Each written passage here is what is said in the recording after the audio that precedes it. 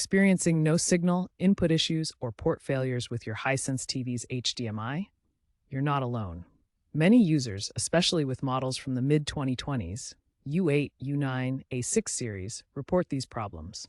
These can stem from software glitches, incompatible HDMI versions, or more seriously, hardware defects in the HDMI ports themselves. We'll walk you through troubleshooting and potential fixes. Ensure the correct HDMI input is selected on your TV. Use the TV remote to cycle through input options until you find the correct one. Check HDMI settings on your TV. Access the Settings menu to verify HDMI configuration and ensure proper detection. Check HDMI settings on the connected device. Verify that the device output settings match your TV's capabilities. For gaming consoles, try compatibility fixes. Disable HDMI 2.1 features or downgrade settings. Lower resolution and refresh rate to diagnose if the issue is bandwidth related. If software solutions fail, the issue may be hardware related.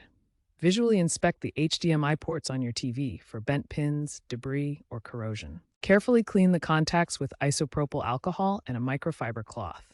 Make sure the TV is unplugged. This has reportedly resolved issues for some users. However, attempting repairs yourself may void the warranty, so proceed with caution. If all troubleshooting steps fail, it's time to contact Hisense support. First, check your warranty details to understand what's covered. Hisense warranties typically cover replacements for faulty HDMI ports. Be prepared to provide details about your TV model, purchase date, and the troubleshooting steps you've already taken. Keep in mind that there may be backlogs in repairs, so it's important to have your warranty ready.